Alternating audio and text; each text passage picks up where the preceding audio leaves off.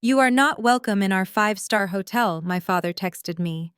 "Do not ruin your sister's engagement party with your poverty." I stared at the screen standing in the freezing cold outside the revolving doors of the Zenith Collection in Manhattan. A hotel he thought he was merely a guest in, but one I secretly owned. I did not cry. I did not beg. I simply unlocked my phone and sent a message to my head of security. "Revoke the Wellington family VIP access immediately." 30 seconds later, their private elevator slammed to a halt between the 40th and 41st floors. Let the games begin. My name is Ava Sinclair, and at 29 years old, I own the largest boutique hotel empire on the East Coast. But to my family, I am just the runaway failure who disappeared 10 years ago. Before I tell you how I trapped my toxic parents in a glass box in the sky, let me know where you are watching from in the comments below. Hit like and subscribe if you have ever had to build your own empire after your family tore you down. The night began with a routine inspection.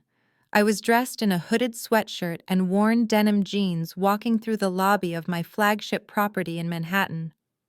I prefer to do my walkthroughs anonymously.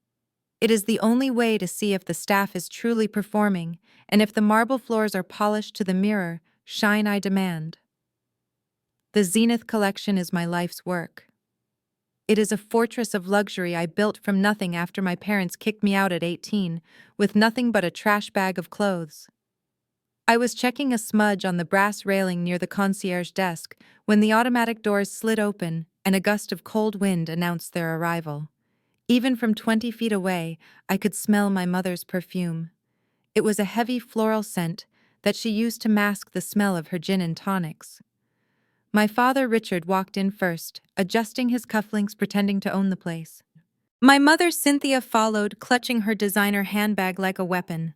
And trailing behind them was Chloe, my younger sister, the golden child, who had never worked a day in her life, yet somehow believed she was the queen of New York. They were laughing loud and obnoxious, oblivious to the hushed elegance of the lobby. I pulled my hood up lower, hoping to slip away toward the service elevators, but luck was not on my side. My mother spotted me. Her eyes narrowed, honing in on my casual clothes. She did not see a CEO. She saw a target. "Hey, you!" she shouted, snapping her fingers. I froze. I slowly turned around, keeping my face neutral. My mother marched over her heels, clicking sharply on the marble. She looked me up and down, her lip curling in disgust. "Finally, some service," she huffed. "Do not just stand there like an idiot. Go park the car." She reached into her purse, pulled out a key fob, and threw it at me. It hit my chest and clattered to the floor. I looked at the keys, then back at her. It was a rental car key. They were trying to pass off a rental luxury sedan as their own. "I am not a valet," I said, my voice raspy from disuse around them. My mother blinked as if a piece of furniture had just spoken to her. She squinted, leaning in closer. Then her eyes went wide. "Ava." The name came out like a curse word. My father and Chloe stopped their conversation and turned. The silence that fell over the group was heavy and suffocating. "Well, well, well," Chloe said, stepping forward. A smirk spread across her face, the same smirk she used to wear when she got me in trouble for things she broke. "Look who it is, the prodigal daughter returns." My father Richard looked me over with a sneer. He took in my sneakers, my hoodie, my lack of jewelry. He let out a short, cruel laugh. "We knew you would end up in the gutter, Ava, but I did not think you would be working the night shift parking cars." "I am not parking cars, Dad," I said, picking up the keys and placing them on the concierge desk. "And you should not throw things at staff. It is rude." "Rude," my mother screeched. She looked around, ensuring the other guests were watching. "You ungrateful little brat. We raised you. We fed you. And this is how you speak to us after disappearing for 10 years. "I did not disappear," I said, fighting to keep my voice steady. "You kicked me out. You told me not to come back until I had $1 million. Remember?" Chloe laughed loud and shrill. "And judging by that outfit, you are still about $999,000 short." She pulled out her phone, immediately opening her camera app. She was live streaming. She lived her entire life for an audience of strangers. "Guys, you will not believe this," she said to her phone screen, panning the camera to show my face. "My loser sister just showed up at my engagement venue. She is literally trying to hustle for tips in the lobby. This is so embarrassing. Put the phone away, Chloe," I said, stepping back. "Why so? My fiancé does not see his new sister-in-law as a bum," she shot back. "You know David is coming, right? He is a high-profile attorney. His family is important. We cannot have you looking like this around them." David. The man she was marrying tomorrow. I had done my research on him. David Washington. Top of his class at Yale, law partner at a prestigious firm, and by all accounts, a decent man. I could not understand how someone like him had fallen for a superficial narcissist like Chloe. "I am not here to embarrass you," I said calmly. "I am just here to beg." My father interrupted, stepping between me and the elevators. "That is it, isn't it? You heard your sister married rich. You heard we are staying in the penthouse suite, and you came crawling back for a handout." I almost laughed. The penthouse suite was comped. I had authorized the upgrade myself under a pseudonym because I wanted to see how they would treat the staff if they thought they were untouchable. I never expected them to treat me like the help. "I do not need your money, Dad," I said. "I actually have plenty of my own." My mother scoffed. "Please, we know you, Ava. You were always lazy. You never had the drive Chloe has." "Chloe started her own business when she was 22. You mean you gave Chloe $200,000 of my college fund to start a lifestyle brand that went bankrupt in 6 months?" I corrected. Chloe's face turned red. "It did not go bankrupt. We pivoted. And at least I tried. You just ran away." "I ran away because you sold my car while I was at school," I said, the old anger flaring up. "It was my car," my father shouted, his face turning purple. "Everything you had was mine, and everything you have now, which looks like nothing, is what you deserve." He took a step closer, invading my personal space. He smelled of expensive scotch and desperation. I knew his financial situation. My private investigators had been thorough. Richard Sinclair was drowning in debt. He had mortgaged their house in Connecticut to pay for this wedding, to pay for the illusion of wealth so they could trap David into marrying Chloe. They needed this wedding. They needed David's money to bail them out. "Listen to me clearly, Ava," he hissed, lowering his voice so the concierge wouldn't hear. "You are not welcome here. This is a 5-star establishment. It is for winners. It is for people who matter. You are a stain on this family." I looked him in the eye. "I am a stain. Is that what you think?" "I think you are a failure," he spat. "And I do not want you near my guests. I do not want you near David. If I see you at the engagement party tomorrow, I will have you arrested for trespassing. Do you understand?" Before I could answer, the revolving doors spun again. A tall man in a charcoal suit walked in. He had an air of quiet authority about him. It was David. He spotted the commotion immediately. His eyes went from Chloe's phone, which was still recording, to my father's red face, and finally to me standing there in my hoodie. "Is everything all right?" he asked, his voice deep and calm. My mother's demeanor flipped instantly. She smoothed her dress and put on a wide, fake smile. She grabbed David's arm, steering him away from me. "David, darling, everything is fine. Just a small misunderstanding with some of the staff. You know how hard it is to find good help these days." David looked back at me. He frowned. He looked at the concierge, who was standing rigid behind the desk, his eyes wide with terror, because he knew exactly who I was. The concierge gave me a slight, almost imperceptible bow. David caught it. I saw the confusion flash in his eyes. "Are you sure?" David asked, looking at me. "Miss, is there a problem?" Chloe jumped in, blocking his view. "No problem, babe. Just some fan trying to get an autograph. Come on, let's go up to the penthouse. I want to show you the view." They began to herd him toward the elevators like cattle. My father turned back to me one last time. "Get out," he mouthed. "Now." He signaled to the security guard standing by the door. It was a new guard, a young guy named Kevin, who I had not personally vetted yet. My father snapped his fingers at Kevin and pointed at me. "Security, remove this vagrant. She is harassing the guests." Kevin looked nervous. He looked at my father's expensive suit and then at my hoodie. He made the calculation most people would make. "Miss, I am going to have to ask you to leave," Kevin said, stepping forward, his hand hovering near my elbow. I looked at Kevin. I could have fired him on the spot. I could have pulled out my black card. I could have called Leo, my head of security, who was watching all of this on the monitors in the basement. But I didn't. Not yet. It was not the right time.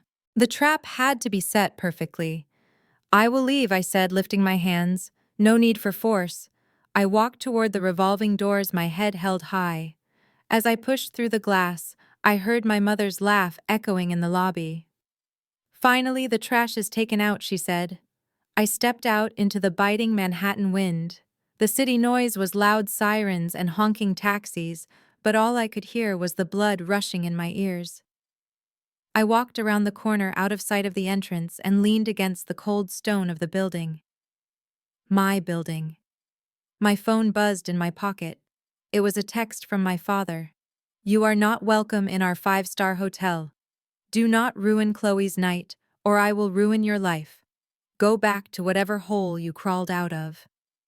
I stared at the words. He was so confident, so arrogant. He thought he held all the cards because he was wearing a suit I probably paid for indirectly through the debts he was ignoring. I took a deep breath. The cold air filled my lungs, sharpening my focus.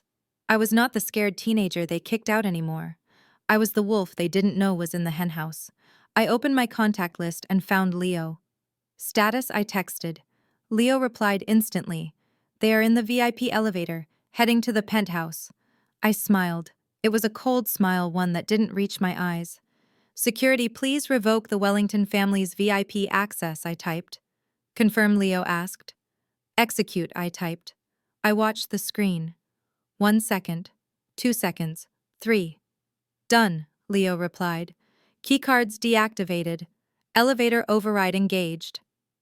Inside the hotel, 40 floors up, the smooth ride of the private elevator would have jerked to a sudden, violent halt. The soft jazz music would have cut out, replaced by the harsh glare of the emergency lights. The buttons would stop working. The doors would refuse to open. I could imagine the scene perfectly. My mother screaming about her claustrophobia. My father banging his fists on the steel doors, demanding to speak to the manager. Chloe trying to get a signal on her phone to livestream her tragedy, only to realize there is no service inside a steel box suspended 400 feet in the air. And David, the man they were trying to con. He would be standing there watching them unravel, watching the mask slip. I put my phone back in my pocket and hailed a taxi. I wasn't going far. I had a small apartment 3 blocks away that I used when I worked late. I needed to change. I needed to prepare. Because tomorrow morning I wasn't going to be the girl in the hoodie. Tomorrow morning breakfast was served, and I planned to be the one eating at the head of the table. The night passed restlessly. I lay in bed monitoring the security reports on my tablet. They were stuck in the elevator for 45 minutes before I allowed security to rescue them. I told Leo to tell them it was a system-wide glitch caused by their keycards being invalid. They were furious. They screamed at the night manager. They demanded a refund. But here was the kicker. Since their VIP status was revoked, the system automatically downgraded their reservation.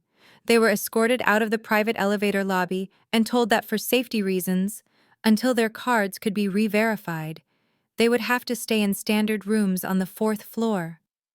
The 4th floor. The rooms right above the kitchen exhaust vents. I slept like a baby, knowing my mother was sleeping on polyester blend sheets instead of Egyptian cotton. The next morning, I woke up at 5 a.m. I did my workout, showered and dressed. This time, no hoodie. I put on a tailored cream silk blouse, high-waisted trousers, and my signature emerald earrings. I looked like money. I looked like power. I walked back to the hotel, entering through the executive side entrance. The staff greeted me with nods and whispers. Good morning, Miss Sinclair. Morning, Ava. I smiled at them. Is the Wellington family downstairs yet? I asked the floor manager. They just came down to the restaurant, the manager said, suppressing a grin. They are unhappy. They tried to get into the VIP lounge for breakfast, but their cards were denied again. Excellent, I said. Let them in.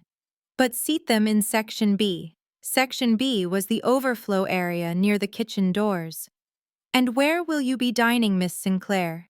I pointed to the center of the room. The owner's table. The one on the raised platform with the view of Central Park. I walked into the restaurant. The morning light was pouring in through the floor-to-ceiling windows. It was busy, full of business people and tourists. I walked straight to the best table in the house. The waiter pulled out my chair and placed a fresh pot of Earl Grey tea in front of me before I even asked. I took a sip, watching the entrance. 5 minutes later they appeared. They looked disheveled. My mother's hair was not quite as high as usual. My father's suit looked slept in. Chloe was wearing sunglasses indoors, probably to hide the bags under her eyes from the stress of a night in a standard room. David was with them, looking fresh and confused. They were arguing with the hostess. Do you know who we are? My father was booming. We are the Wellington party. We are supposed to be in the private dining room. I am sorry, sir, the hostess said, calm and professional. Your access code is flagging a credit hold. I can seat you here in the main dining room. A credit hold? My mother shrieked. That is impossible. This is a mistake. I want to speak to your boss. The hostess gestured vaguely toward the room. Please have a seat.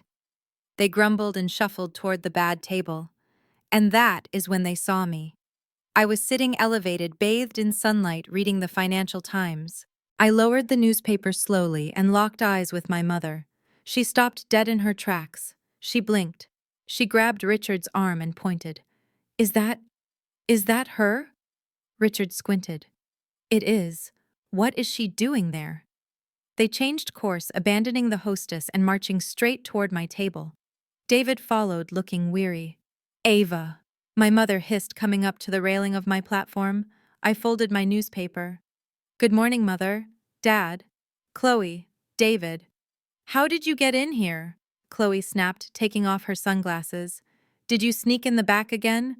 And why are you sitting at the reserved table? You are going to get us all kicked out. I am paying for my breakfast, I said, taking a piece of toast. Unlike some people, I do not have a credit hold on my account. My father's face went white. He looked around, ensuring David wasn't listening too closely, but David was right there, listening to every word. You stole our card, didn't you? My mother accused, her voice rising. That is why it didn't work. You hacked the system. You are trying to sabotage Chloe because you are jealous. Jealous, I asked. Yes, jealous. My mother grabbed a glass of water from a passing waiter's tray. She didn't drink it, she held it. Her hand was shaking. You cannot stand that Chloe is happy. You cannot stand that she is marrying a successful man while you are, whatever you are, a thief. She flicked her wrist, the water arc through the air. It wasn't a lot, just enough to splatter across my silk blouse and dampen the tablecloth. It was a petty, childish move. The restaurant went silent. David stepped forward, horrified. Cynthia, what are you doing? She deserves it, my mother cried, playing the victim instantly. She is ruining everything, David. You do not know her. She is a criminal. She stole Chloe's college fund years ago, and now she is hacking our room keys. I stood up slowly, brushing the water droplets off my silk. I looked at David. David, I said, my voice clear and projecting to the nearby tables. You are a lawyer, correct? Yes, he said, looking from me to my mother, completely baffled. Then you know the penalty for assault and defamation, I said. And since you are marrying into this family, you might want to do due diligence. Ask them who really emptied the college fund. Ask them why they are staying on the 4th floor when they told you they booked the penthouse. And ask them why their credit cards are declining at breakfast. My father lunged forward. Shut your mouth, you lying. Sir, a deep voice boomed. Leo. My head of security stepped out from the shadows. He was 6'4" and built like a tank. He stood between me and my father. "Step back," Leo said. My father looked at Leo, then at me. You know the bouncer." I leaned forward, whispering so only they could hear. "I don't know the bouncer, Dad. I hired him." I picked up my napkin and dabbed my blouse. "David," I said, turning to him, "if you want to know the truth, meet me at the coffee shop across the street in 30 minutes. Alone." I didn't wait for an answer. I nodded to Leo.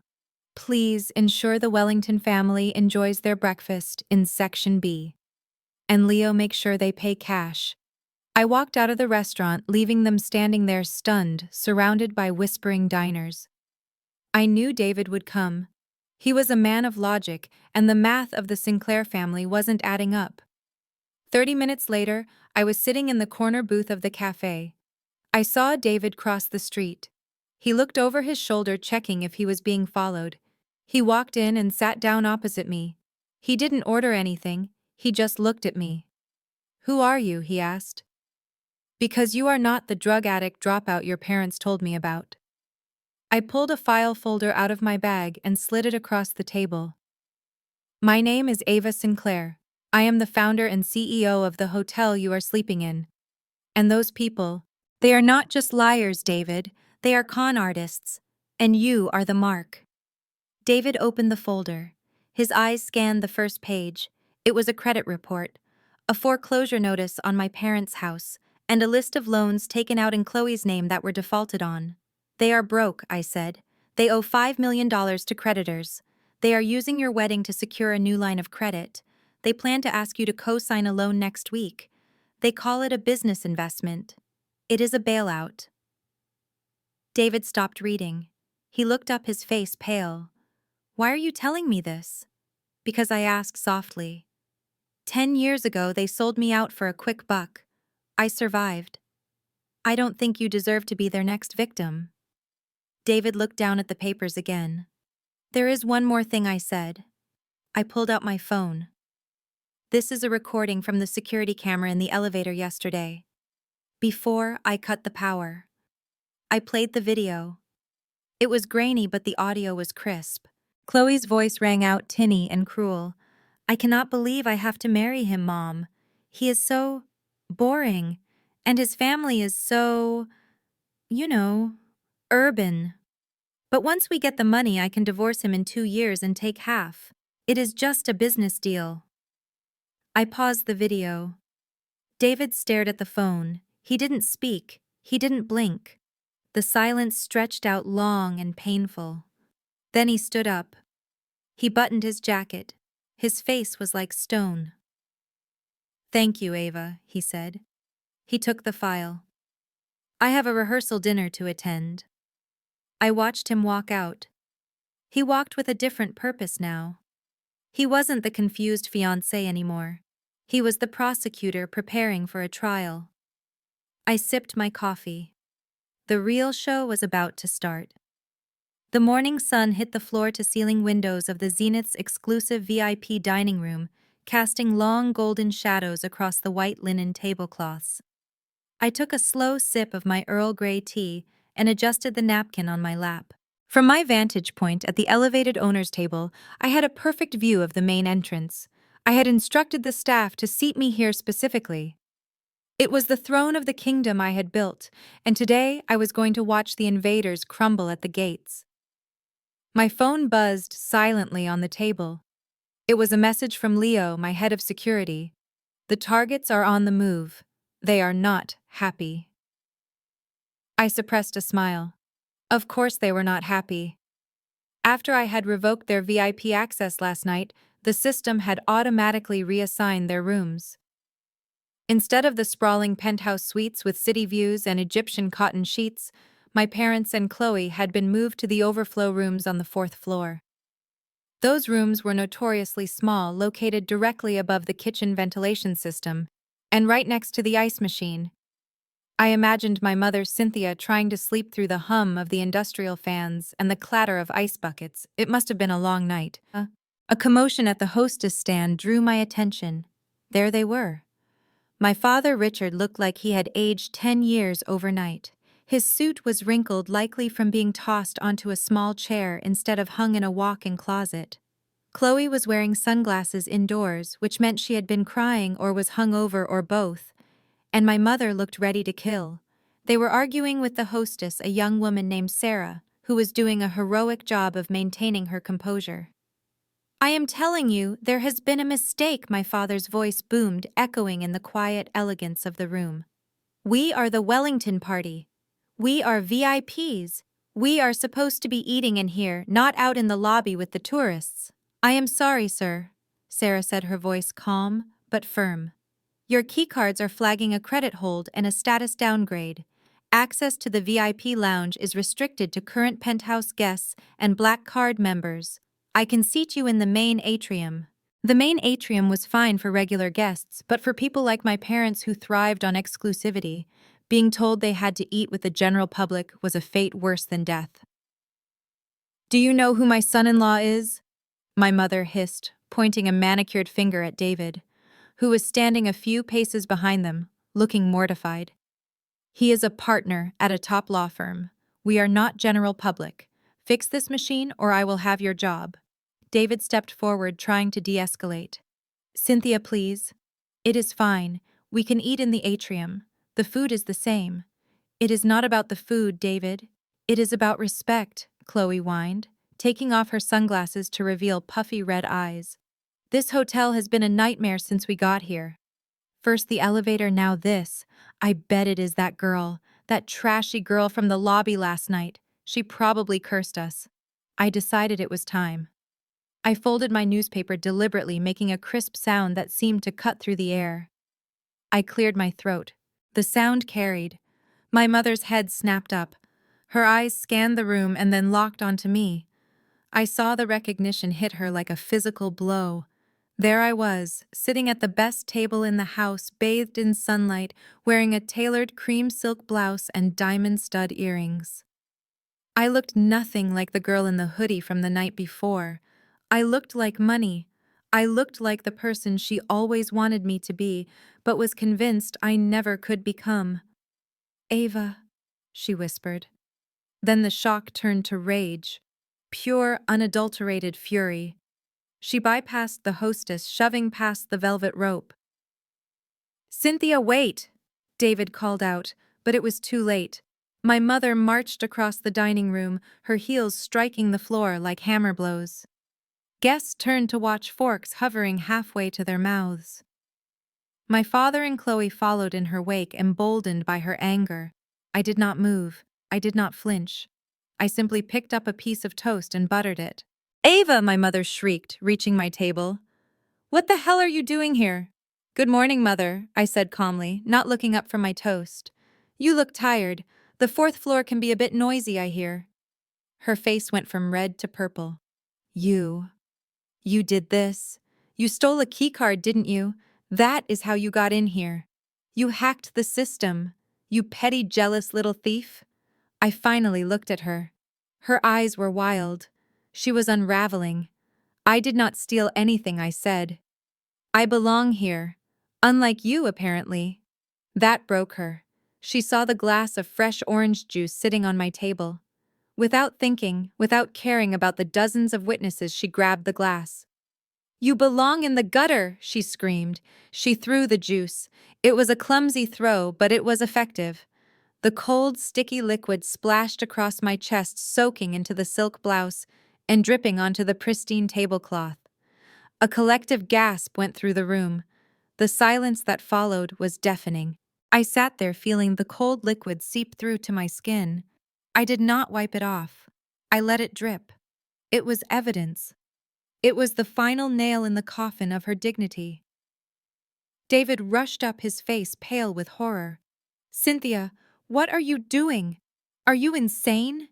"She deserves it." My mother panted, her chest heaving. "Look at her, David. Look at her sitting there so smug. She ruined our reservation. She stole our access. She is trying to ruin Chloe's wedding because she is a miserable failure who cannot stand to see anyone else succeed." She turned to David, her eyes wide and manic, grabbing his arm. Do not be fooled by the clothes, David. She probably stole those too. She is a criminal. She has been a thief since she was 18. She stole Chloe's entire college fund. That is why we kicked her out. We tried to protect her, but she robbed her own sister blind. The accusation hung in the air. It was the lie they had told for 10 years. The lie that had justified their cruelty. The lie that had made me the villain in every family story. David looked at me. His eyes were full of confusion and conflict. He was a lawyer. He dealt in facts. And the facts he was seeing, a poised woman covered in juice versus a screaming woman making wild accusations, were not adding up. Ava, he asked, his voice low, is that true? I stood up slowly. I picked up a linen napkin and dabbed at my blouse. I looked David dead in the eye. I ignored my mother completely. I ignored my father, who was standing there with his fists clenched, ready to back up whatever lie my mother spun. I ignored Chloe, who was smiling that cruel little smile of hers, thinking she had won. I walked around the table until I was standing right in front of David. I was close enough that my parents couldn't hear me if I kept my voice low, close enough that he could see the steel in my eyes. David, I said, my voice a soft, dangerous whisper. You are a smart man. You deal with evidence for a living. He nodded slowly, entranced by the intensity of the moment. My mother just told you I stole a college fund, I continued. That is a measurable claim, a traceable transaction. I leaned in closer. If I were you, I would ask your future father-in-law to show you the bank records from 10 years ago. Ask him who actually withdrew that money. And while you are digging, David, check the public records on the Wellington family home. Check how many mortgages are on it. And check who the creditors are calling 5 times a day. David's eyes widened. He pulled back slightly, searching my face for any sign of deception. He found none. What are you saying? He whispered back. I am saying they are selling you a lemon. David, I said. And they are using your money to pay for the paint job. I stepped back, raising my voice to a normal conversational volume so the room could hear. Now, if you will excuse me, I have to go change. It seems the trash has spilled over. I signaled to the floor manager, who had been waiting in the wings ready to intervene. He rushed forward, 2 security guards flanking him. Please escort the Wellington party back to their rooms, I said, my voice ringing with authority. And charge the cleaning fee for the tablecloth to their room. If the card declines, lock them out. You cannot do that, my father shouted, blustering forward. Do you know who I am? The manager stepped between us. Sir, you need to lower your voice, or you will be removed from the property. Please come with me. I watched them go. My mother was still shouting, but the fight had gone out of her. She looked small, being herded away by security. Chloe was crying again, real tears this time, as she realized she had been humiliated in front of the man she was trying to trap. But David lingered. He didn't follow them immediately. He stood there amidst the wreckage of the breakfast, looking at the door where I was heading. He looked down at his phone, then back at my parents' retreating figures. I saw the gears turning. I saw the doubt taking root. The seed had been planted. I turned and walked toward the private elevator. My blouse was ruined, but it was a small price to pay. The first battle was won, but the war was just beginning. I needed to get to the control room. It was time to prepare the main event. I made my way to the ladies' room near the executive lounge, my silk blouse clinging uncomfortably to my skin, where the orange juice had soaked through. The sticky coldness was a reminder of my mother's loss of control, but it was also a badge of honor. I had rattled them. I had made them crack. I pushed open the heavy oak door and stepped into the sanctuary of the restroom. It was silent save for the soft hum of ventilation and the classical music piping through hidden speakers. I walked to the marble vanity and dampened a paper towel, trying to blot the stain. The door swung open behind me with enough force to bang against the wall. I did not need to turn around to know who it was. The click of aggressive heels on the tile gave her away instantly. Chloe appeared in the mirror behind me. She was breathing hard, her face flushed, patches of red blooming on her neck. She looked like a cornered animal, desperate and dangerous. "You think you are so smart," she hissed, slamming her designer clutch onto the counter. "You think because you stole some clothes and snuck into a VIP breakfast that you have won." I continued dabbing at my blouse, meeting her gaze in the mirror. "I did not sneak in, Chloe," I said calmly. "I walked in through the front door. Unlike you, who seems to be having trouble with basic access." She lunged forward, grabbing my arm and spinning me around. Her grip was tight, her nails digging into my skin. "Listen to me, you little witch," she spat. "You are going to fix this. You are going to go out there and tell David you were lying. You are going to tell him you are mentally unstable and off your meds." I pulled my arm away, brushing off the spot she had touched as if it were dirty. "Why would I do that?" I asked. "David seems like a man who appreciates the truth. I am just helping him with his due diligence." "The truth?" Chloe laughed, a high-pitched sound that bounced off the tiled walls. "The truth is that you are a nobody. You are nothing. And tonight, you are going to prove it." She took a step closer, invading my personal space. Her eyes were manic. "We are short-staffed for the engagement party tonight," she said. "The agency canceled on us because Dad's credit card declined for the deposit. We need servers. We need people to clear plates and pour wine. And guess what? You just volunteered." I stared at her. The audacity was breathtaking. "You want me to serve at your party?" I asked, my voice flat. "The party I was banned from." "I want you to know your place," she corrected. "If you want to be in the room, if you want to be near the family, then you will do it as the help. You will put on a uniform, you will hold a tray, and you will keep your mouth shut. And if I refuse—" Chloe smiled. It was the same cruel smile she used to wear when we were children, right before she broke one of my toys. "If you refuse," she whispered, leaning in close, "I will go to David right now. I will tell him the real reason you disappeared for 10 years. I will tell him you were in prison." I blinked. "Prison? For what exactly?" I asked, fascinated by her delusion. "Does it matter?" She shrugged. "Embezzlement, drugs, prostitution. I will make something up. I will tell him you are a convicted felon and that having you around could cost him his partnership at the firm. He is a lawyer, Ava. He cares about his reputation more than anything. If he thinks you are a liability, he will never speak to you again. He will treat you like the criminal you look like." I looked at my sister, really looked at her. I saw the fear behind the threat. She was terrified. She knew her hold on David was fragile.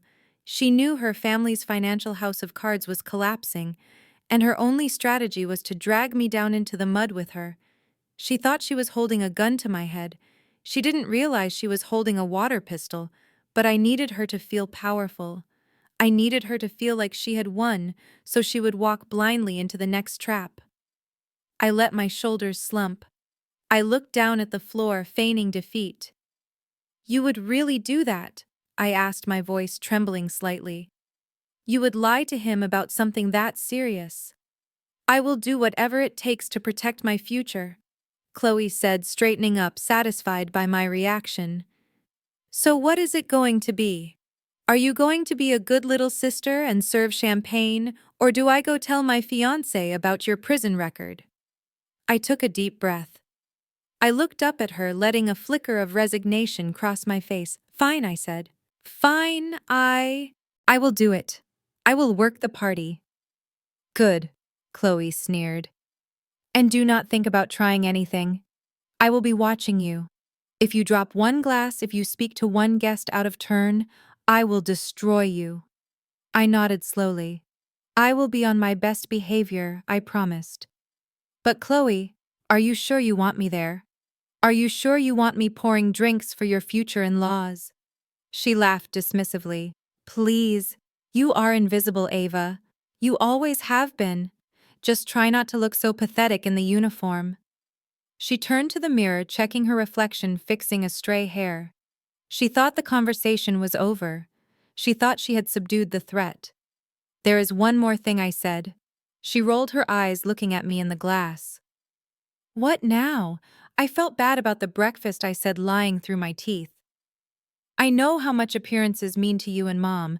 It must have been humiliating being sent to the overflow rooms." "It was humiliating," she snapped. "Because of you." "Right," I said, "so I fixed it," said. "So I—" She froze. "What do you mean you fixed it?" "I have a friend who works in management here," I said, inventing a lie that she would be desperate enough to believe. "I called in a favor. I told them there was a computer error. I got your VIP access restored." Chloe turned around slowly. Her eyes widened. "You what?" "I got your keycards reactivated," I said. "And to apologize for the mix-up, the hotel is upgrading you. They are moving you out of the 4th floor." "Where are they moving us?" she asked, her voice breathless with greed. "The presidential suite," I said softly. The air left the room. I saw the avarice take over her features, erasing the anger, erasing the suspicion. The presidential suite was legendary. It was the entire top floor. It had a private terrace, a screening room, and a closet full of designer loans for VIP guests. It was the kind of luxury she had spent her entire life pretending to have. "The presidential suite," she whispered. "Are you serious?" "Dead serious," I said. "The manager feels terrible. He wants to make it right. You can move your things in now. The key cards should work." Chloe looked at me, searching for the catch. But her vanity was too strong. She wanted to believe it. She needed to believe that she deserved the best, that the universe was finally correcting the mistake of putting her in a standard room. Well, she sniffed, adjusting her dress. "It is the least they could do. That room downstairs smelled like grease." She looked at me with a renewed sense of superiority. "I suppose this makes up for the orange juice," she said graciously. "A little bit. But do not think this gets you out of working tonight. You are still serving." "Of course," I said. "I keep my promises." She grabbed her clutch. "I need to go tell Mom. She's going to freak out. The presidential suite. David is going to be so impressed." She rushed to the door, her hand on the handle. Then she paused and looked back. "Do not be late tonight, Ava, and wear black. You need to blend into the background. I will be invisible," I assured her. She left the bathroom, practically skipping. I waited until the door swung shut and the sound of her heels faded down the hallway. I turned back to the mirror. The stain on my blouse was drying into a stiff, dark patch. I looked at my reflection. My eyes were hard, my expression was cold. I pulled out my phone and dialed Leo. "She took the bait," I said. "Excellent," Leo replied instantly. "The presidential suite is prepped. The cameras are rolling." "Good," I said. "Let them in. Give them full access. Open the wine cellar. Open the wardrobe. Let them think they own the place. Understood?" "And the server uniform you requested?" "Have it sent to my office," I said. "I will need it for the main event." I hung up. Chloe thought she was sending me to prison with her lies. She didn't realize she had just sentenced herself. The presidential suite wasn't a reward, it was a honeypot. It was filled with temptations designed specifically for people like my family. Expensive jewelry left casually on the dresser. Rare vintage wines sitting uncorked. Designer gowns hanging in the open closet. They wouldn't be able to help themselves. They would see it as their due. They would take what wasn't theirs because they believed the world owed them everything. And I would be watching every second of it in 4K resolution. I washed my hands, drying them thoroughly. I had work to do. I had a party to plan. And tonight the service was going to be impeccable. The kind of service that ends with a check no one can afford to pay. I sat in the high-tech security hub, deep within the bowels of the Zenith, hidden away from the polished marble and crystal chandeliers of the guest floors. This was the nerve center of my empire, a wall of monitors flickering with the pulse of the hotel. Leo stood behind me, arms crossed, his eyes scanning the feeds with practiced vigilance. We watched the Wellington family pile into the private elevator keycards, finally working, granting them access to the presidential suite. My mother was already preening, fixing her hair in the reflective metal of the elevator doors. Chloe was typing furiously on her phone, likely boasting to her followers about her sudden upgrade. My father stood with his chest puffed out, the king of a castle he could not afford to rent for an hour, let alone a weekend. But my eyes were fixed on one figure standing apart from the rest. David. He hadn't barely spoken since the incident at breakfast. In the elevator feed, he stood in the back corner, pressing himself against the wall, as if trying to put as much distance between himself and my family as physics would allow. He looked pale. He looked like a man who had swallowed glass and was trying not to let it cut him. When the elevator doors opened on the penthouse floor, my family surged out, whooping with delight as they rushed to explore their new playground. But David stopped. He lingered in the hallway. "You guys go ahead," he said, his voice picked up clearly by the corridor microphones. "I need to make a call to the firm. Urgent case." Chloe pouted, turning back to grab his lapel. "But babe, we just got upgraded. Do not be boring. Come see the view." "I will be there in a minute," David said gently, prying her fingers off his jacket. "Just 5 minutes." Chloe huffed and flounced away, following the scent of expensive things. David waited until the heavy double doors of the suite closed behind them. The moment the latch clicked, his posture collapsed. He leaned against the wall, running a hand over his face.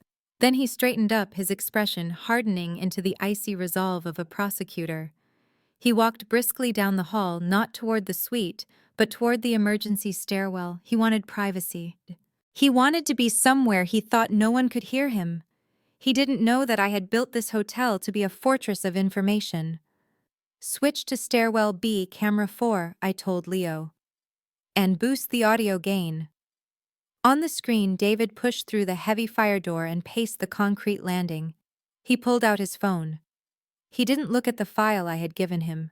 He didn't need to. He had memorized the numbers. He was calling to verify. I watched him dial. He put the phone to his ear, his other hand gripping the railing so hard his knuckles turned white. "Mitchell. It is David," he said. I leaned forward. Mitchell was his private investigator, the one his law firm used for high-stakes corporate vetting. David wasn't taking chances with amateurs. "I need you to run a full financial deep dive on Richard and Cynthia Wellington," he said. "And Chloe." "Yes, my fiancée."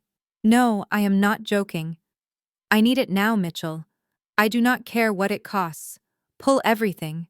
Property deeds, tax, liens, outstanding loans, credit scores, everything."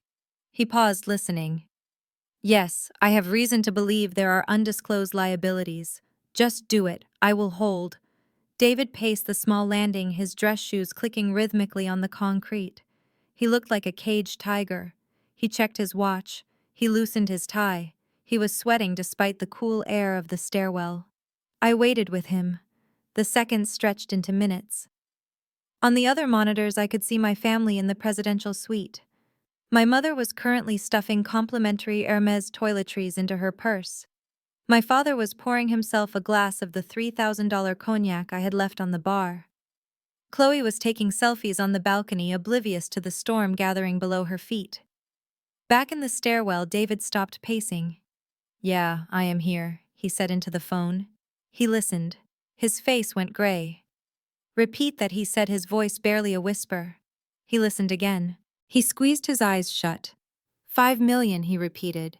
He let out a breath that sounded like a sob. "And the house in Connecticut, the one they said was paid off in full." He listened.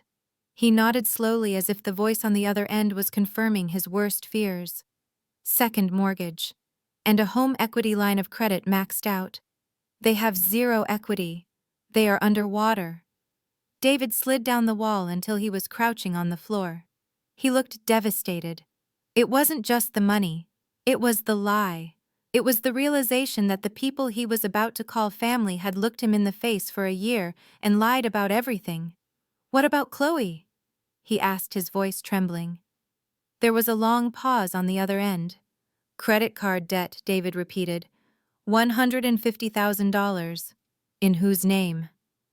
He flinched. "Joint accounts with Richard. They are shuffling debt around." David laughed. It was a dry, humorless sound. So they are destitute. They are completely bankrupt. And they are throwing a six-figure engagement party on a credit card that is probably in my name. He stood up suddenly energized by anger. Check one more thing, Mitchell. Check if there have been any recent inquiries into my financial status. Not from the bank, from individuals. He waited. This was the question that would break him. The answer came quickly. Richard Wellington. David said, his voice turning to steel. He ran a credit check on me 3 weeks ago. Without my consent. That is a felony, I whispered to the screen. David knew it too. He was a lawyer. He knew exactly what that meant. My father hadn't just looked him up. He had tried to see how much debt David could carry. He was sizing up his mark. He was measuring the depth of the pockets he intended to pick. And the wedding, David asked. The venue deposit. The catering. Who paid for it? He listened. It bounced, he said flatly. The check bounced this morning. That is why the agency canceled. That is why they are scrambling for servers. It all clicked for him. The desperation. The way they had pushed for a short engagement. The way my father always steered the conversation toward investment opportunities. The way Chloe never wanted to talk about a prenup. They were not just a family down on their luck. They were predators. And he was the prey. Thanks, Mitchell, David said. Send me the full report. Encrypted. And Mitchell, do not tell anyone else you ran this. He hung up. He stood there in the dim light of the stairwell for a long time. He looked at the door leading back to the hallway, back to the suite where my family was drinking stolen cognac and trying on stolen clothes. He reached into his pocket and pulled out a small velvet box. The engagement ring. He opened it, staring at the diamond. It was huge, flawless, expensive. He had bought it thinking he was securing a future with a woman who loved him. Now he realized he had just bought a ticket to a circus. He snapped the box shut with a loud crack. He put the ring back in his pocket. He adjusted his jacket. He tightened his tie. When he looked up at the security camera, it felt like he was looking right at me. His expression had changed. The confusion was gone. The hurt was buried deep under layers of cold fury. He wasn't going to run.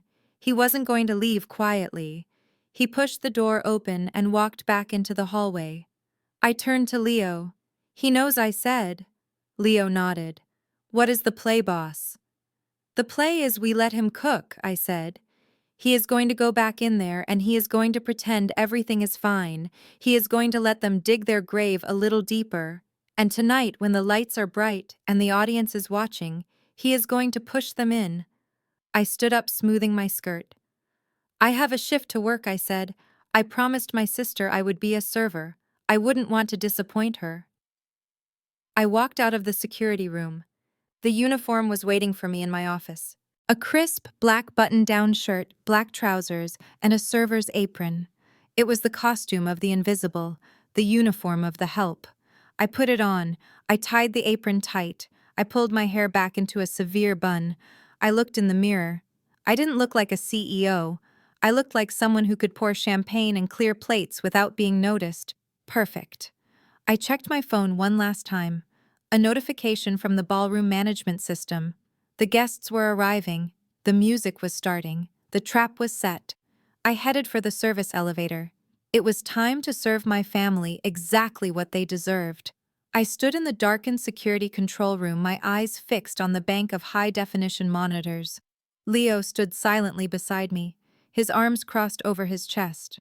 We were about to watch a masterclass in greed. On screen 3, I saw my plant execute the next phase of the plan. It was Charles, one of my most trusted concierges. He approached the Wellington family where they were huddling in the hallway of the 4th floor looking miserable and furious.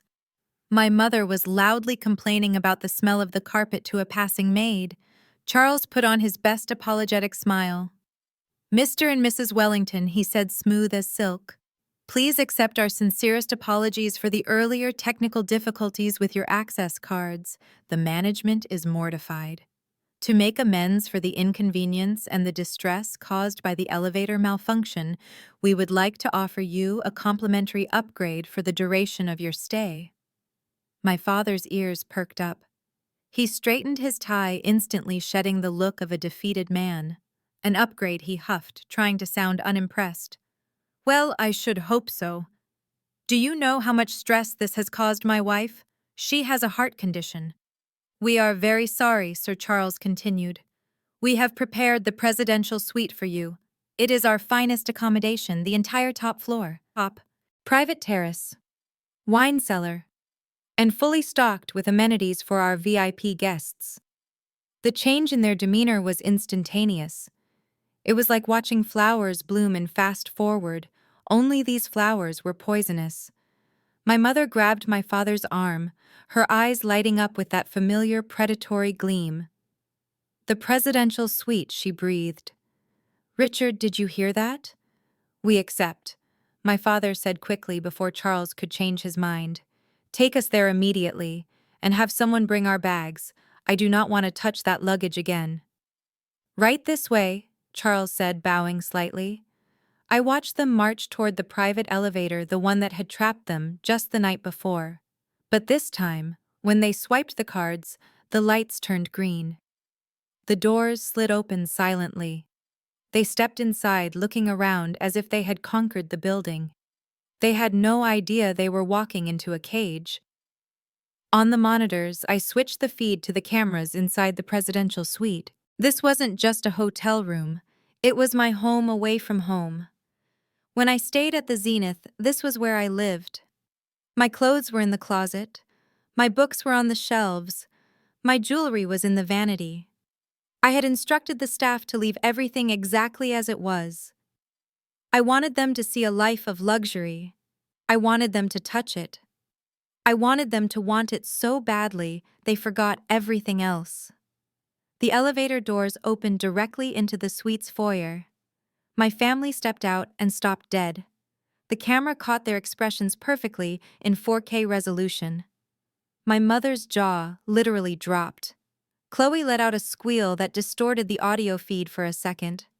Even my father, usually so composed in his arrogance, looked stunned. The suite was magnificent. Floor-to-ceiling windows offered a panoramic view of the Manhattan skyline. A crystal chandelier the size of a small car hung over the grand piano. The floors were Italian marble warmed by radiant heating. Oh my God, Chloe whispered, spinning around her phone, already out recording everything. This is insane. Look at this view. Mom, look at the velvet sofas. My mother wandered into the room, touching everything. She ran her hands over the silk curtains. She picked up a crystal vase and checked the bottom for the brand mark. She looked like a starving woman at a buffet. This is more like it, she declared, throwing her handbag onto a white leather armchair. This is what we deserve, Richard. Finally, some respect. My father walked over to the bar. I had left a bottle of Louis XIII cognac sitting out. It was worth $3,000 a bottle. He picked it up, examining the label. Look at this, Cynthia, he said, his voice reverent. They brought out the good stuff. They know who we are. They are terrified of a lawsuit. He poured himself a generous glass, not bothering to ask if it was included. He took a sip and sighed, closing his eyes. Tastes like victory, he said. I watched from the basement, my hands clenched into fists. That bottle was a gift from a business partner. Watching him drink it felt like a violation. But I let it happen. Let them get comfortable. Let them get careless. Where's the bedroom? My mother asked, her eyes darting around. I need to freshen up. This humidity is ruining my hair. She walked down the hallway toward the master suite. Chloe followed her. I switched camera feeds to the bedroom. They pushed open the double doors and gasped again. The bed was massive, draped in furs and high thread count linens. But what caught my mother's eye wasn't the bed, it was the walk-in closet. The door to the closet was ajar. I had left it that way on purpose. My mother pushed the door open wide. The closet was the size of a studio apartment. It was filled with my things, rows of designer dresses, shelves of shoes with red bottoms, handbags that cost more than their car, but they didn't know it was mine. To them it was just a treasure trove provided by the hotel. Or maybe they thought it belonged to some mysterious billionaire who lived there. They didn't care. Look at this, Chloe, my mother whispered, walking into the closet. Look at these clothes. These are couture. Chloe ran her fingers over a sequined gown. "This is a limited edition," she said. "I saw this in Vogue. It must be worth 10 grand easily." My mother pulled a silk robe off a hanger. It was my favorite robe. She held it up against herself, looking in the full-length mirror. "It fits," she said. "It is my size." She slipped off her jacket and put the robe on over her clothes. She tied the sash tight, posing in the mirror. "I look like a queen," she said. "You do, Mom," Chloe agreed, digging through a drawer of scarves. Then my mother's eyes landed on the vanity table in the center of the closet. I had left my jewelry box there. It wasn't locked. She walked over to it slowly, like she was approaching a holy relic. She lifted the lid. The camera zoomed in. Inside, nesting on black velvet, was a diamond and sapphire necklace. It was an antique, a piece I had bought at auction in Paris after I closed my first major deal. It was worth $200,000. My mother gasped. Her hand trembled as she reached out and lifted the heavy piece. The stones caught the light, sparkling fiercely. "Richard!" she screamed. "Richard! Come here! You have to see this!" My father came jogging in, glass in hand. "What is it?" "Look," my mother said, holding the necklace up to her throat. "Look at these stones. They are real. I can tell. This must be worth a fortune." My father whistled low. "Who leaves this kind of money lying around?" "Who cares?" my mother said, fastening the clasp behind her neck. "It is here." She turned to the mirror, admiring herself. "It looks perfect on me," she said. "Like it was made for me." "It does," my father agreed, coming up behind her and putting his hands on her shoulders. "You look expensive, Sin." My mother laughed, a harsh, greedy sound. "Can you imagine Ava wearing something like this?" she asked. I stiffened in the control room. Ava, Chloe snorted from the shoe rack. "Please." She would probably try to pawn it to buy weed. My mother shook her head, stroking the diamonds. "That girl. She is such a disappointment. Can you imagine her life? Probably scrubbing floors somewhere, living in a basement." "This necklace," my mother said, tapping the central sapphire, "is worth more than her entire existence. She couldn't even dream of touching something like this. She wouldn't know what to do with it. She has no class, no taste. She is just common." "Common?" The word echoed in the speakers. "You know," my father said, taking a sip of his cognac. "We should take it." I held my breath. "Take it?" my mother asked, looking at him in the mirror. "Why not?" he said. "Think of it as compensation. For the elevator. For the bad room last night. For the stress they caused us. We could sue them for millions for trapping us in that box. Taking a few things, it saves everyone the lawyer's fees. It is a settlement." My mother looked at the necklace again. She looked at the rows of dresses. She looked at the handbags. "You are right," she said slowly. "We deserve this. After everything we have been through, after having a daughter who abandoned us, we deserve something nice." She turned to Chloe. "Chloe, go get the suitcases. The big ones." Chloe grinned. "On it." She ran out of the room. I watched in silence as my family proceeded to loot my home. It was methodical, it was efficient, and it was sickening. My mother didn't take the necklace off. She kept it on, tucking it under her blouse. Then she started grabbing handfuls of jewelry from the box. Rings, bracelets, earrings. She didn't even look at them. She just shoved them into her pockets. Chloe came back dragging 2 large, empty suitcases. They opened them on the floor of the closet. My father started grabbing the designer suits from the rack. "These will fit me," he said, holding up a Tom Ford jacket. "Or I can get them tailored." Chloe went for the shoes. She grabbed pairs of Louboutins, Manolos, Jimmy Choos. She didn't care about the sizes. She just wanted the labels. She was throwing them into the suitcase like she was at a sample sale. My mother focused on the handbags. She took a Birkin, a Chanel, a vintage Gucci. "Leave the dust bags," she instructed. "They take up too much space. Just stuff them in." They worked quickly, adrenaline fueling their greed. They were laughing. They were cracking jokes about how heavy the bags were getting. This is better than shopping. Chloe giggled, stuffing a cashmere sweater into a corner.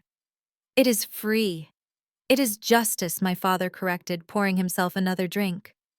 The world owes us this. We are good people. We have had a run of bad luck. This is the universe paying us back. Good people. I watched my mother wrestling a fur coat off a hanger. I watched my father pocketing a gold watch from the nightstand. I watched my sister stealing my silk scarves. They truly believed they were the victims.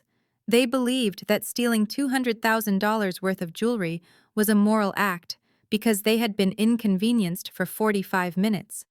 Hurry up, my mother said, zipping up the first suitcase. The maid service might come by to turn down the bed. We need to hide these. Put them in the back of the closet behind the ironing board, Chloe suggested. We can take them down to the car tonight when we go to the party. Smart girl, my father said. They pushed the bulging suitcases deep into the shadows of the closet, covering them with a few hotel bathrobes. My mother stood up, smoothing her clothes. She patted the lump under her blouse where the necklace was hidden. How do I look? She asked. Like $1,000,000, my father said, kissing her cheek. Better, she said. I look like a woman who finally got what she was promised. She walked out of the closet, her head held high. I turned to Leo. Did you get all that I asked? My voice deadly calm. Every frame, Leo said. Crystal clear audio. We have them on grand larceny, breaking and entering, conspiracy. Save it, I said. Back it up to the cloud. And send a copy to the AV booth in the ballroom. You are going to play it tonight? Leo asked. I am, I said. But first, I have a job to do. I stood up and smoothed my server's apron. They are going to be expecting a waiter to refill their champagne tonight, I said.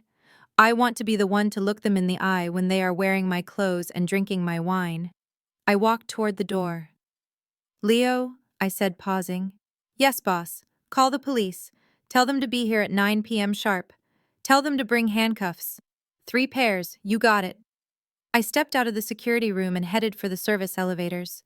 My heart was pounding, but my hands were steady. They had taken the bait. They had swallowed the hook. Now all I had to do was reel them in. The bottle of Louis XIII was half empty, sitting on the marble coffee table like a trophy of war.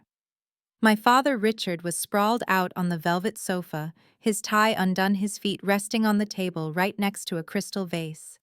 He swirled the amber liquid in his glass, staring out at the Manhattan skyline with the glazed look of a man who believes he has gotten away with murder.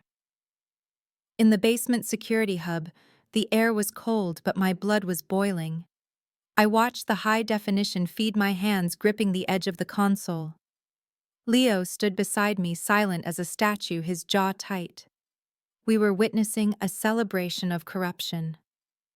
They had been in the suite for an hour. They had looted the closet, they had raided the minibar, and now, fueled by alcohol and adrenaline, they were getting careless. They had forgotten that they were in a hotel. They had forgotten that walls have ears. My mother Cynthia was sitting at the vanity mirror, draping a second diamond necklace over the first one. She was humming to herself a happy little tune that sounded grotesque coming from a woman committing grand larceny. This is the life, Richard, she said, admiring her reflection. This is where we belong. Not in that drafty house in Connecticut worrying about the electric bill. My father laughed, a deep rumbling sound from his chest. Do not worry about the bills, Sin, he said, taking a large gulp of the $3,000 cognac. Those days are over. We are back on top. My mother turned to him, her eyes glittering with greed. Are you sure? She asked. The bank called again yesterday. They said they are starting foreclosure proceedings on Monday. Let them call. My father waved his hand dismissively. It does not matter. By Monday morning we will have a new line of credit. How? My mother asked. You said your credit score was shot. It is. My father grinned, a predatory baring of teeth. But David's isn't. I leaned closer to the monitor. This was it. The confession. David, my mother asked. But he hasn't signed anything yet. He will, my father said, sitting up. He leaned forward, his voice dropping to a conspiratorial growl. Luckily, David is stupid. He is a lawyer, sure, but he thinks with his heart, not his head. He is desperate to be part of a real family. He looks at us and he sees prestige. He sees old money. He doesn't see the mortgages. He doesn't see the loans. He took another drink. I have the papers ready in my briefcase, he continued. I am going to tell him it is a business investment, a buy-in for a real estate venture I am starting. I will tell him I need a partner, a co-signer, just for the optics. I will tell him it is a wedding gift to me, and he will sign my mother asked. He will sign my father promised. He wants to please us. He wants to be worthy of Chloe. Once he signs that guarantee, I can refinance the entire $5 million debt under his name. I will secure the loans against his assets, not ours. If the business fails, which it probably will, he takes the fall. We keep the cash. $5 million, Leo whispered beside me. He is going to pin $5 million of bad debt on his son-in-law. It is worse than that, I said, my eyes fixed on the screen. Watch Chloe. Chloe was pacing near the window.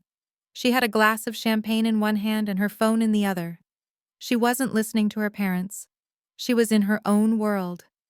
She dialed a number and put the phone to her ear. Hey girl, she said, her voice pitching up into that fake influencer squeal. Oh my God, you will not believe where I am. The presidential suite. Yes, the entire top floor. It is insane. She listened for a moment, laughing. I know, right, she said. Mom and Dad finally came through. I told you they would. She walked over to the window, looking down at the city. Her reflection in the glass was ghost-like. No, David isn't here, she said. He went to check on something, probably crying about the bill or something. He is so cheap sometimes. She took a sip of champagne. I know, she said, but I have to go through with it. We need the money. Daddy says if I do not marry him, we lose the house. She paused, listening to her friend on the other end. Then she laughed again, but this time it was a dark, ugly sound. Love him? She asked, incredulous. Are you kidding me? Have you seen him? He is so boring. And his family. Ugh. She lowered her voice, but the high-fidelity microphones in the suite picked up every syllable. I mean, I can barely stand to look at them, she said. They are so, urban. She used the word like a slur. It was a dog whistle, loud and clear. I have to marry that token, she said, the venom dripping from her voice. I froze. Leo flinched. She didn't use the word token. She used a word that starts with N. A word that has no place in a civilized society, let alone in my hotel. A word that erased David's humanity and reduced him to a racial caricature. My mother in the background didn't even look up. She heard it. She just didn't care. Chloe continued, oblivious to the line she had just crossed. His family is so low class, she said. I mean, sure, they have money, but it is new money. It isn't like us. They probably made it selling. I do not know. Fried chicken. David's father was a neurosurgeon. His mother was a federal judge. They were more accomplished in a single day than the entire Wellington bloodline combined. But whatever, Chloe sighed. I can put up with it. I will play the blushing bride. I will smile at his ghetto cousins. I will let him touch me. She took a long drink, finishing the glass. And here is the best part, she said, her voice dropping to a conspiratorial whisper. I talked to a lawyer. Since David is so obsessed with being a provider, he didn't ask for a prenup. He thinks it is unromantic. Can you believe that? What an idiot. She poured herself more champagne, the bottle clinking loudly against the glass. So here is the plan, she said. I stick it out for 2 years, maybe 3. Just long enough to be respectable. I spend his money, I upgrade my wardrobe, I get my following up, and then, irreconcilable differences. She toasted her reflection in the window. I divorce him, I take half the assets, plus alimony. I walk away with millions and I never have to see his face again. It is a business transaction, babe. Just a quick cash grab. She laughed, and it was the ugliest sound I had ever heard. I clicked the mouse, pausing the recording on her face. Her head was thrown back, her mouth open in a rictus of greed and hate. In the control room, the silence was heavy. Leo looked at me. His face was hard. He was a man who had seen a lot of bad things in his time as a security professional, but this was personal. That is hate speech, he said quietly. It is, I agreed. And fraud. And conspiracy to commit grand larceny. My hand was shaking not with fear, but with rage. I thought about David. I thought about how he had looked in the stairwell, devastated by the financial betrayal. He didn't know about this part. He didn't know that the woman he loved despised him for the color of his skin. He didn't know she was planning his destruction before the vows were even spoken. He needed to know. Everyone needed to know. Is the feed buffered? I asked. Ready to go, Leo said. I looked at the time. The engagement party was scheduled to start in the grand ballroom in 20 minutes. The guests were already arriving. David's family would be there, his colleagues, my parents' friends. Send it to the ballroom AV booth, I ordered. Tell the technician I want this queued up. When I give the signal, I want it on the main projection screen. Maximum volume. You are going to play it in front of everyone, Leo asked. Even David's parents. Especially David's parents, I said. They deserve to know who their son is marrying. They deserve to protect him. I stood up. I felt cold and sharp like a diamond. I am going up, I said. I smoothed the apron of my server uniform. It felt like armor now. Leo walked me to the door. Be careful, Ava, he said. When cornered rats bite. Let them bite, I said. I have had my shots. I took the service elevator up to the ballroom level. The doors opened into the bustling prep kitchen. The air smelled of expensive hors d'oeuvres and tension. Waiters were rushing back and forth carrying silver trays of champagne and appetizers. I blended right in. No one looked at me twice. I was just another pair of hands, another faceless worker in black. I grabbed a tray of empty glasses and walked out into the ballroom. It was spectacular.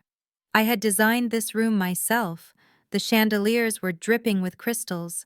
The floral arrangements were towering masterpieces of white roses and hydrangeas. It was a setting for a fairy tale. But tonight it was going to host a horror movie. The room was filling up. I saw David's parents near the front. His father was a tall, dignified man with graying hair. His mother was elegant in a silk gown. They looked kind. They looked proud. They had no idea their future daughter-in-law had just called them low class. I saw my parents enter. They had changed into the stolen clothes. My father was wearing a tuxedo that was a size too big in the shoulders, likely one of the ones he had taken from my closet. My mother was wearing a gown that I had worn to a gala in Milan, and around her neck, glittering under the chandeliers, was my sapphire necklace.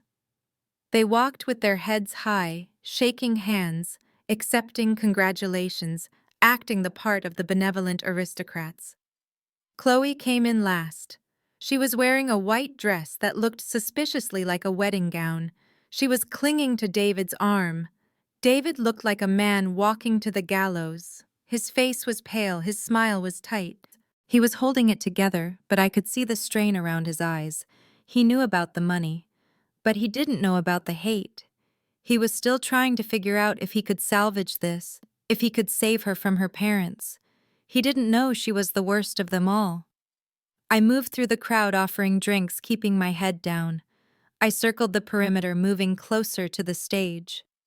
My father tapped a spoon against a glass. The sound rang out sharp and clear, silencing the room. Ladies and gentlemen, he boomed, stepping up to the microphone. If I could have your attention, please. The crowd turned toward the stage. Welcome to this joyous occasion, he said. Tonight we celebrate love. We celebrate the union of two families. He beamed at David's parents. We are so honored to welcome David into our fold, he said. He is a fine young man, a man of integrity, and we are so proud to give him our greatest treasure, our daughter Chloe. Chloe simpered, waving to the crowd. I felt bile rise in my throat. The hypocrisy was physical. I signaled the AV technician in the booth at the back of the room. He nodded, giving me a thumbs up. I walked toward the stairs of the stage. And speaking of family, my father continued, his voice taking on a sad, somber tone. I know many of you have asked about our other daughter, Ava. He sighed dramatically. It breaks my heart to say this, but Ava could not be here tonight. As many of you know, she has struggled for years with personal demons. We have tried to help her. We have given her everything. But sadly, she has chosen a path of instability. He shook his head, looking like a grieving saint. She is currently away, getting the help she needs. We pray for her every day. But tonight, let us focus on the daughter who has brought such light into our lives. The crowd murmured sympathetically. Poor Richard. Poor Cynthia. To have such a troubled child. That was it. That was the line. I walked up the stairs. I didn't run. I didn't shout. I just walked up the stairs onto the stage. The murmurs stopped. People stared. Why was a waitress on the stage? My father turned annoyed. Excuse me, miss, he said. We are in the middle of a speech. If you need to clear glasses, do it later. I didn't stop. I walked right up to him. I looked him in the eye. He blinked. He squinted. Ava, he whispered. I reached out and took the microphone from his hand. He was too stunned to stop me. Hello, everyone, I said. My voice boomed through the speakers, clear and steady. I turned to the crowd. I am Ava Sinclair, I said. And I am not away getting help. I am right here. My mother gasped from the front row. Chloe let out a shriek. What is she doing here? Get her out of here, Chloe screamed. I turned to my father. Thank you for the speech, Dad, I said. It was very moving. Especially the part about integrity. You are ruining everything, he hissed, grabbing for the mic. Security! Security, get her off the stage. I sidestepped him. Actually, I said, I am the security. Or rather, I own the security. I looked out at the room. My father forgot to mention one small detail, I said. He forgot to mention that I am not just a waitress. I am the owner of this hotel. A gasp rippled through the room. That is a lie, my mother shouted, standing up. She is delusional. She is a liar. Don't listen to her. I pointed the remote control clicker I had taken from the AV booth at the screen behind me. I think it is time we heard the truth, I said. From your own mouths. I pressed the button. The giant screen flickered to life, the audio system kicked in, and suddenly the ballroom was filled with the sound of my family's betrayal. Richard's voice boomed out, distorted but unmistakable. Luckily, David is stupid. He is a lawyer, sure, but he thinks with his heart, not his head. David's head snapped up. He stared at the screen. Then came the plan about the loan, the refinancing, the $5 million. The crowd was dead silent. You could hear a pin drop. Then came Chloe. Her face filled the screen, high definition and hideous. I cannot believe I have to marry him, Mom. He is so boring, and his family is so, urban. A collective intake of breath. David's mother put a hand to her mouth. I have to marry that token. The slur hung in the air, toxic and vile. David's father stood up slowly, his face a mask of rage. I divorce him. I take half the assets, plus alimony. It is just a business deal. The video ended. The screen went black. For 3 seconds, there was absolute silence. Then chaos. The grand ballroom of the Zenith was a masterpiece of architectural intimidation. 5 crystal chandeliers, each weighing as much as a small car, suspended from the vaulted ceiling, casting a fractured diamond light over the 200 guests below. The air was thick with the scent of white lilies and expensive ambition. I stood in the shadows near the service entrance, my back pressed against the cool mahogany paneling. I had changed out of the server's apron. For the finale, I had chosen something different. I was wearing a bespoke black tuxedo suit, tailored to within a millimeter of my life, with a silk lapel that caught the light like a blade. It was power dressing at its finest. It shouted authority, it screamed CEO. But to my family, who saw only what they wanted to see, it looked like a uniform. They saw the black fabric and assumed I was just a glorified manager, perhaps the head of housekeeping or a banquet captain they could order around. They saw a servant in a suit, not a queen in her castle. The room was a sea of black ties and designer gowns. David's family occupied the tables near the front. His mother sat with her back straight, her expression polite but guarded. She had the look of a woman who smelled something rotting but was too well-bred to pinch her nose. Beside her, David's father looked bored, checking his watch as if counting the minutes until he could escape this circus. And then there was my family. They were holding court at the head table, basking in the attention like lizards on a hot rock. My mother was laughing too loudly, her hand constantly fluttering to the stolen necklace at her throat, making sure it caught the light. Chloe was preening, hanging off David's arm, though David looked stiff, his eyes scanning the room, perhaps looking for me, perhaps looking for an exit. My father, Richard, stood up. He tapped a silver spoon against his champagne flute. The sharp, high-pitched ring cut through the murmur of conversation. The room fell silent. All eyes turned to him. He adjusted his stolen tuxedo jacket, buttoning it over his stomach, and beamed out at the crowd. He looked the part of the benevolent patriarch, the successful businessman, the loving father. It was the greatest performance of his life. Friends, colleagues, distinguished guests. He began, his voice booming with a practiced warmth that made my skin crawl. Thank you for joining us on this momentous evening. Tonight is not just about the union of two hearts. It is about the union of two families, two legacies. He gestured grandly toward David's parents. We are so honored to welcome the Washingtons. Your son is a man of exceptional character, a man who understands the value of hard work and tradition, values that we, the Wilsons, hold dear. I saw David's jaw tighten. He took a sip of water, his knuckles white around the glass. He knew. He knew that the only value Richard held dear was the credit limit on a stolen card. My father continued, his voice dropping to a lower, more intimate register. You know, raising children is not easy. It is a journey of joy but also of sacrifice. Cynthia and I have dedicated our lives to giving our girls everything. We wanted them to have the world. And looking at Chloe tonight, seeing the beautiful, accomplished woman she has become, I know those sacrifices were worth it. Chloe wiped a fake tear from her eye, looking adoringly at her father. The guests murmured their approval. What a lovely family. What a devoted father.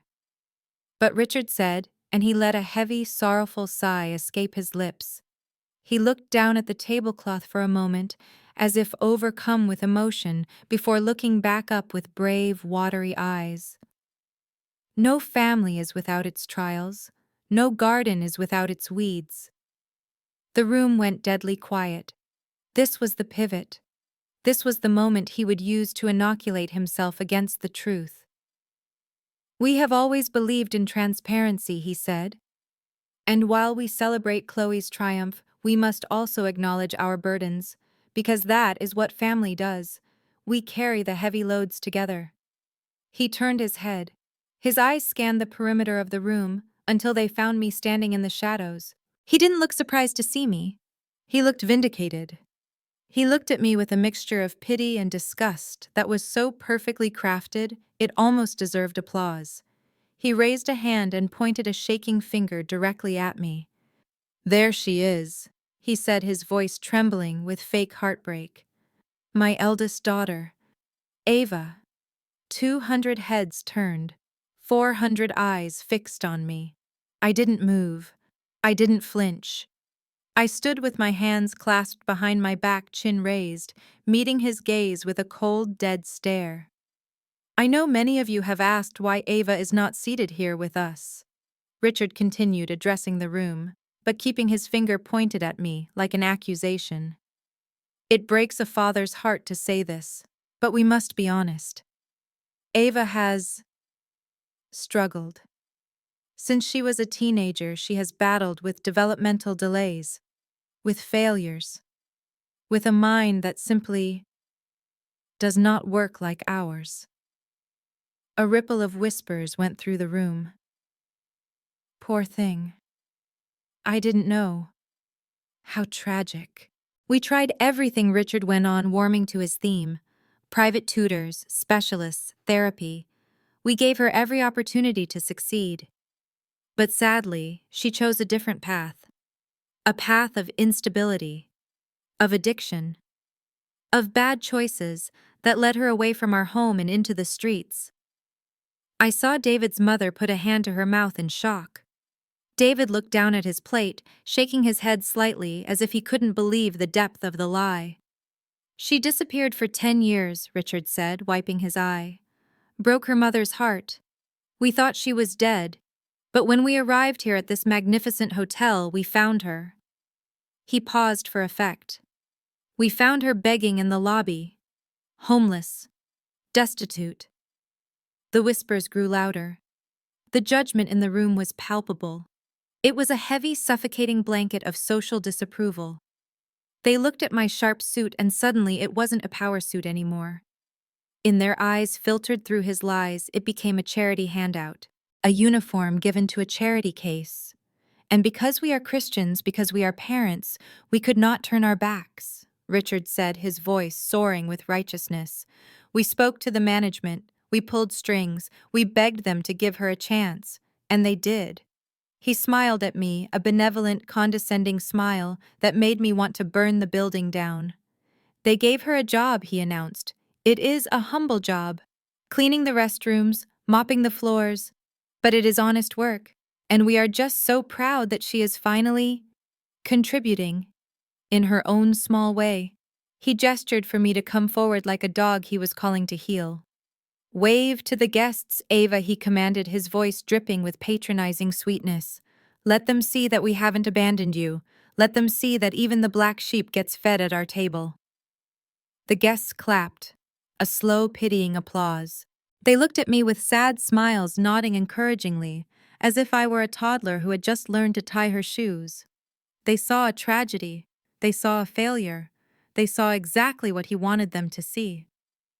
I stood there, letting the applause wash over me. I let the humiliation sink in deep into my bones. I wanted to feel it. I wanted to remember the exact weight of it, because I was about to turn that weight into a weapon. My mother was dabbing her eyes with a napkin, playing the part of the grieving saint. Chloe was looking at me with triumph, mouthing the word, loser. They thought this was the end. They thought they had neutralized me. By painting me as mentally unstable and incompetent, they ensured that anything I said later would be dismissed as the ravings of a madwoman. It was a smart move, evil, but smart. But they had made one critical error. They assumed I was part of the audience. They assumed I was trapped in their script. I unclasped my hands, I adjusted my cuffs. I took one step forward, out of the shadows, and into the light of the chandeliers. The diamonds on my wrist caught the light, flashing a brilliance that no housekeeper could ever afford. I didn't wave. I didn't smile. I just started walking. I walked past the tables of whispering guests. I walked past the security guards who stiffened but didn't stop me. I walked straight toward the stage. My father's smile faltered. He lowered the microphone slightly. Ava. He hissed off mic, but loud enough for the front row to hear. What are you doing? Go back to your station. Do not embarrass us. I kept walking. My heels clicked on the parquet floor, a steady rhythmic drumbeat of approaching doom. I reached the stairs to the stage. I gripped the railing. I walked up the steps. Richard backed away, looking confused. He covered the mic with his hand. Get down, he whispered furiously. Get down, or I will have you thrown out. I stopped right in front of him. I was eye to eye with the man who had abandoned me, robbed me, and now tried to erase my existence. I reached out and took the microphone from his hand. He was so shocked he let go without a fight. The feedback whined for a split second, a sharp screech that silenced the last of the whispers. I looked out at the 200 faces. I saw the pity. I saw the judgment. And then I smiled. It wasn't a nice smile. "Thank you, Dad," I said, my voice amplified, crisp and commanding, filling every corner of the ballroom. "That was a beautiful story. Truly. You always did have a gift for fiction." The room froze. My mother stood up, knocking her chair over. "Security!" she screamed. "Get her off the stage. She's having an episode." I ignored her. I looked directly at the camera at the back of the room, the one broadcasting the feed to the giant screens on either side of the stage. "You mentioned integrity," I said to my father. "You mentioned transparency. And you mentioned that I work here." I paused. "You got one thing right. I do work here." I turned to look at the giant screen behind me. "But I don't clean the floors, Richard, and I don't scrub the toilets." I raised my hand, holding a small remote control I had palmed from my pocket. "I own the building." I pressed the button. The silence in the ballroom was absolute. It was the kind of silence that happens right before a car crash, when the tires have stopped screeching and the impact is inevitable. I stood center stage, holding the microphone, my hands steady, while my father Richard stared at me with a mixture of confusion and pity that was rapidly curdling into fear. He let out a laugh. It was a wet, nervous sound that echoed too loudly in the quiet room. He looked out at the audience, spreading his hands wide, inviting them to share in the joke. "She is having an episode," he announced, his voice trembling slightly. "I apologize, everyone. This is what we deal with. Delusions of grandeur. It is a symptom of her condition." He turned to me, his face twisting into a snarl that only I could see. "Get off this stage, Ava," he hissed. "You are embarrassing yourself. You own this hotel. Please. You cannot even afford the shoes on your feet." I brought the microphone to my lips. "I did not say I could afford the shoes, Dad," I said, my voice cool and amplified. "I said I own the building. And you are right about one thing. I do not clean the floors. I sign the paychecks for the people who do." Richard's face went purple. He lunged for me but stopped short, realizing 200 of New York's elite were watching. He spun around, waving frantically at the perimeter of the room. "Security!" he screamed. "Where is the security? Remove this woman immediately. She is trespassing, she is mentally unstable, and she is threatening us. Drag her out." From the shadows, Leo stepped forward. He wasn't alone. 4 uniformed officers from the NYPD moved with him. They walked with heavy, purposeful strides, their boots thudding against the parquet floor. My father smiled a smug, triumphant grin. Finally, he said, smoothing his tuxedo jacket, "Take her away, officers, and make sure she gets a psychiatric evaluation. She is clearly a danger to herself." Leo walked up the stairs. He looked massive next to my father. He looked at me and gave a curt nod. Then he turned to Richard. "Mr. Wellington." Leo said, his voice deep and gravelly. Yes, just take her." Richard waved a hand at me dismissively. Leo didn't move toward me. He reached onto his belt. "Richard Wellington," Leo said. "You are under arrest." The grin slid off my father's face like sludge. "What?" Leo moved fast. Before my father could react, Leo grabbed his wrist and spun him around. The sound of ratcheting steel cut through the room. Click, click. "What are you doing?" my father shrieked, struggling against the cuffs. "Get your hands off me. Do you know who I am? I am the guest of honor." "David, tell them. Sue them." Down on the floor, the other officers were moving. 2 of them approached my mother, Cynthia, who was standing by her chair clutching her pearls. "Mrs. Wellington," an officer said, "please place your hands behind your back." My mother let out a scream that shattered the tension. "Do not touch me," she wailed, backing away, until she hit the table, knocking over a champagne flute. "I am a lady. You cannot arrest me. I am staying in the presidential suite." "You are under arrest for grand larceny," the officer said calmly, grabbing her wrists and snapping the cuffs on. The room erupted. Guests were standing up, chairs scraping against the floor. Phones were out recording everything. The flashbulbs were blinding. Chloe was frozen. She stood next to David, her mouth open, her eyes darting between her handcuffed parents and me, standing on the stage like a judge executioner. "This is a mistake," she screamed at me. "Tell them it is a mistake, Ava. Tell them you hired actors. This is a prank, right? This is just a sick prank because you are jealous." I looked down at her. "It is no prank, Chloe," I said into the microphone. I turned back to the crowd. "I apologize for the interruption," I said, my voice commanding the room's attention again. "I know this looks aggressive. Arresting the parents of the bride at her own engagement party seems extreme." I paused, letting the weight of the moment settle. "But my family has always been fond of storytelling. They told you I was a drug addict. They told you I was homeless. They told you I was a charity case they graciously allowed to scrub toilets." I walked over to the edge of the stage, looking down at David's parents. "They told you they were wealthy," I said. "They told you they were partners." I pointed the remote at the giant screen behind me. "But at the Zenith Collection, we believe in transparency. We believe our guests should know exactly who they are getting into bed with." I pressed the button.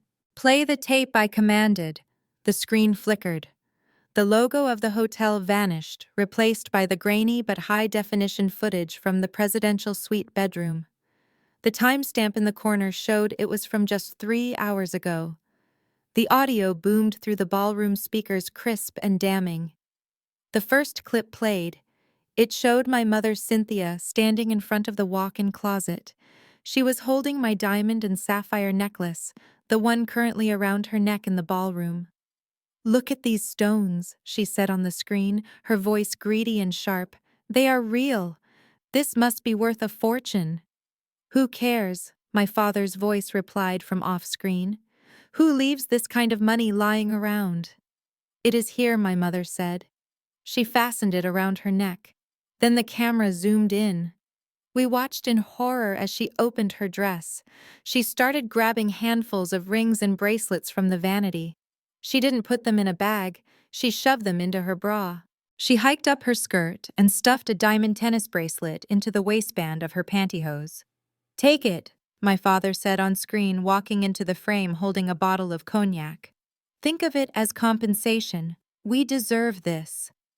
In the ballroom, the real Cynthia let out a sob. She tried to cover the necklace with her hands, but her hands were cuffed behind her back. The guests gasped. It was primal, ugly theft. It wasn't just stealing, it was looting. That necklace, I narrated calmly over the video, is an antique sapphire from the 1920s. It is valued at $200,000. It belongs to me, and as you can see, my mother decided it would look better in her underwear than in my safe. The video cut to the next clip. The living room of the suite. My father was sprawled on the couch, drink in hand. "The bank called again yesterday," he said on screen. "They are starting foreclosure proceedings on Monday." "Let them call," he laughed.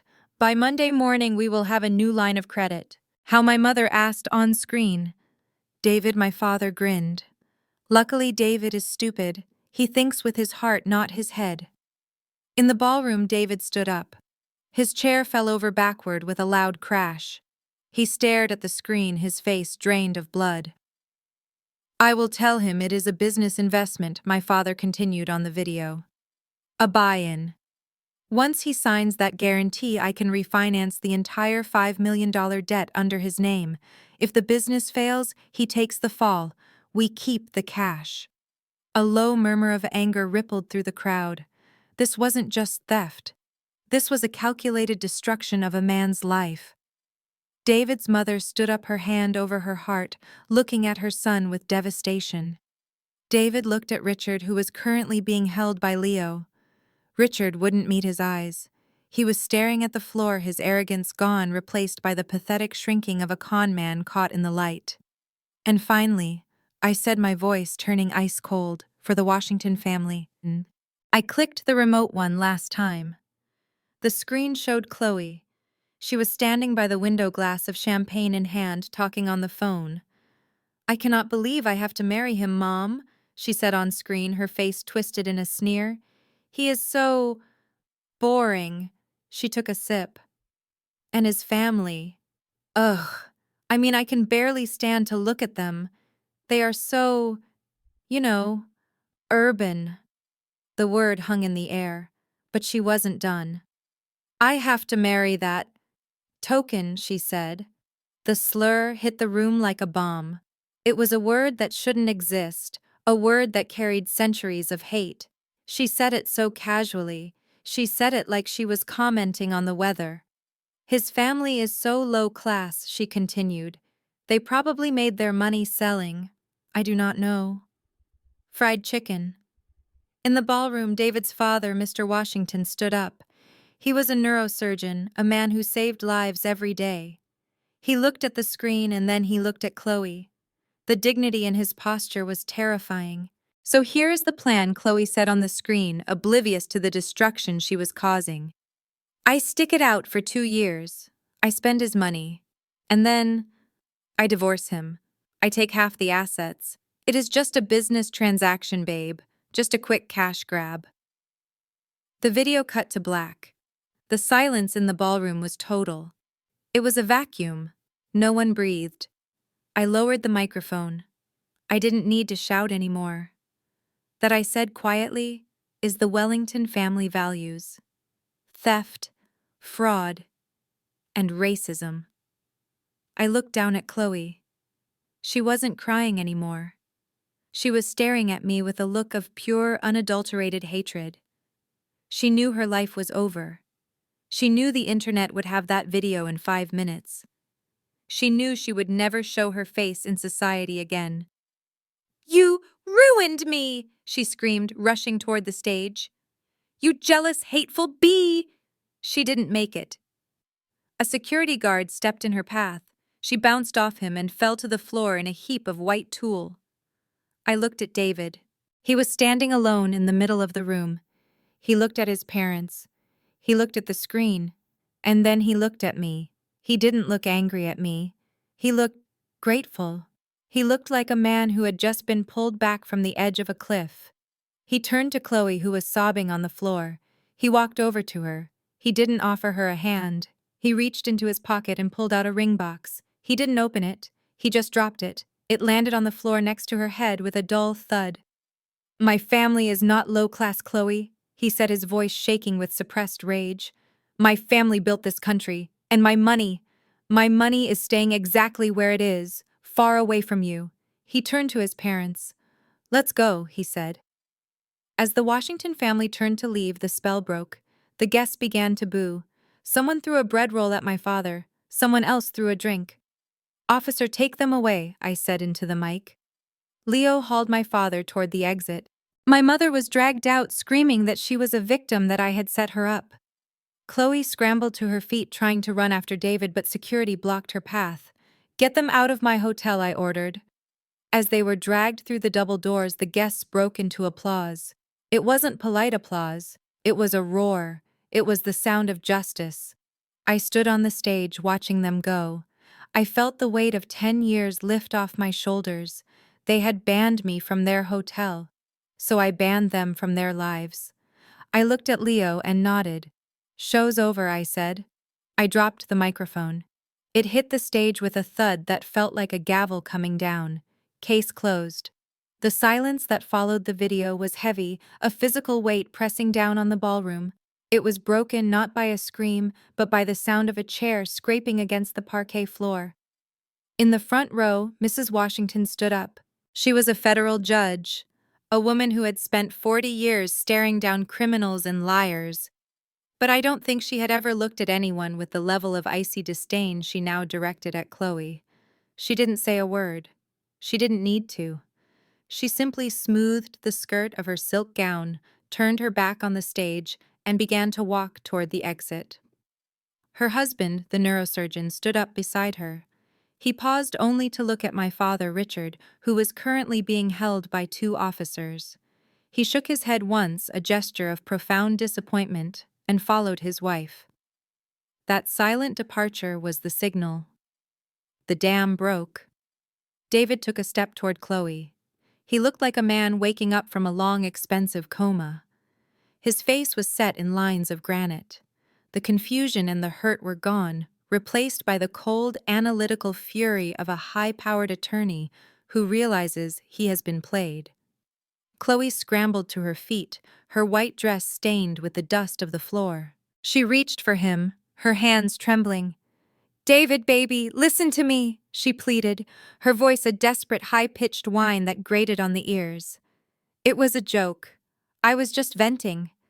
You know how I get when I drink. I didn't mean any of it. I love you. We are a team."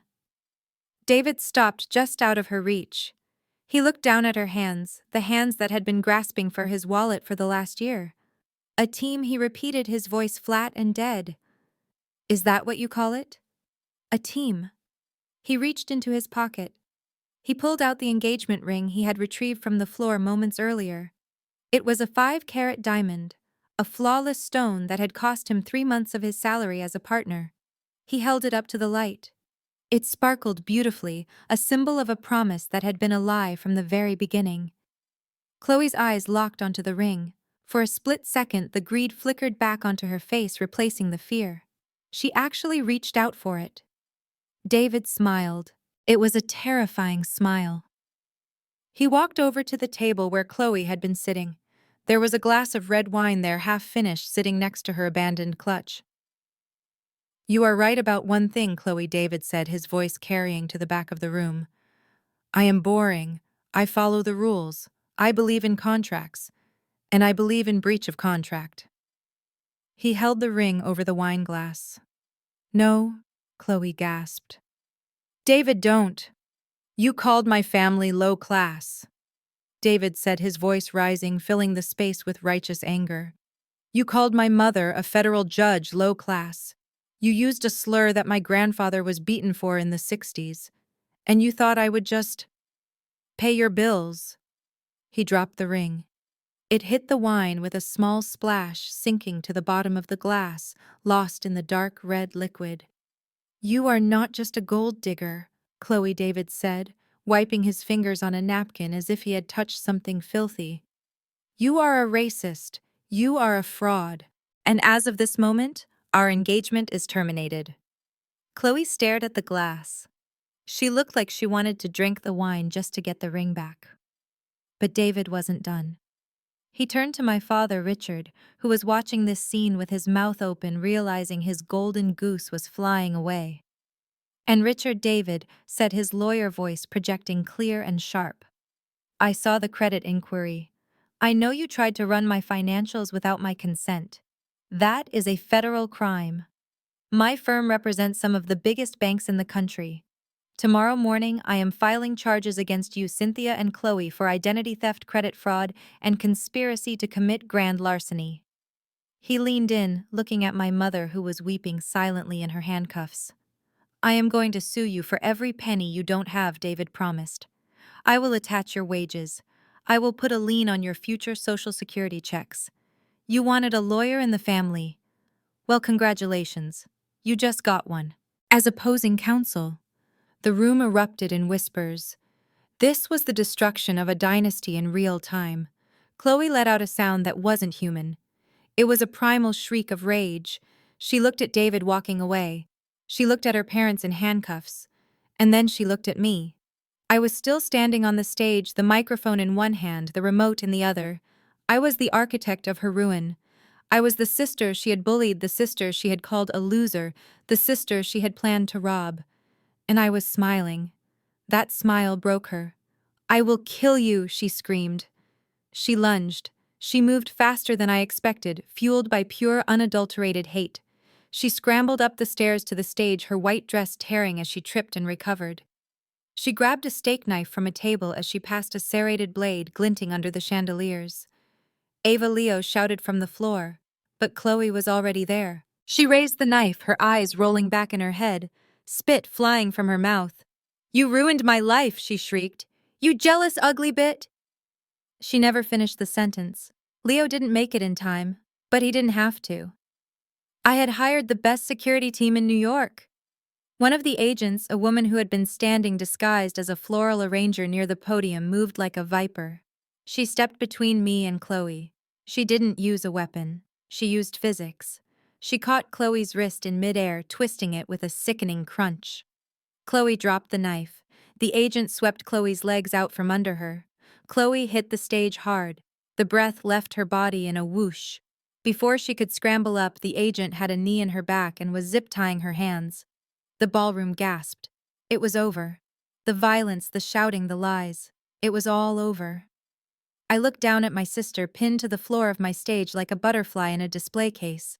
She was sobbing now, messy, ugly sobs, her face pressed against the parquet floor she had mocked me for supposedly cleaning. "Get them out," I said into the microphone.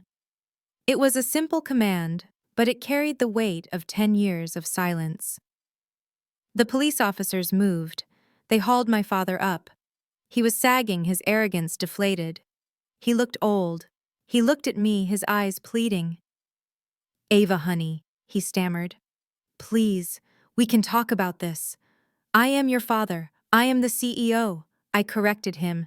And you are trespassing." They dragged him away. They pulled my mother up. She was wailing about her reputation, about how she couldn't go to jail in a borrowed dress. And finally they hauled Chloe up. She couldn't walk. Her legs wouldn't support her. 2 officers had to drag her, her ruined white dress trailing behind her like a shroud. She screamed my name as they took her out the double doors. She screamed that it wasn't fair. She screamed that she was the special one. The doors closed. The screaming stopped. I stood there for a moment in the silence. The guests were staring at me. They were shocked, yes, but there was something else in their eyes now. Respect. Fear. They knew who ran this hotel. They knew who held the power. I nodded to the head of the banquet staff. "Open the bar," I said. "Drinks are on the house." I walked off the stage. I didn't mingle. I didn't explain. I walked straight to the private elevator, scanned my biometric thumbprint, and let the doors close on the chaos I had orchestrated. I rode the elevator up to the presidential suite. The doors opened onto the scene of the crime. The closet was still ransacked. The cognac bottle was still on the table. The air still smelled of my mother's perfume. I walked out onto the terrace. The wind was cold, whipping my hair around my face. Below me, the lights of Manhattan spread out like a sea of diamonds. I could see the flashing red and blue lights of the police cruisers down on the street.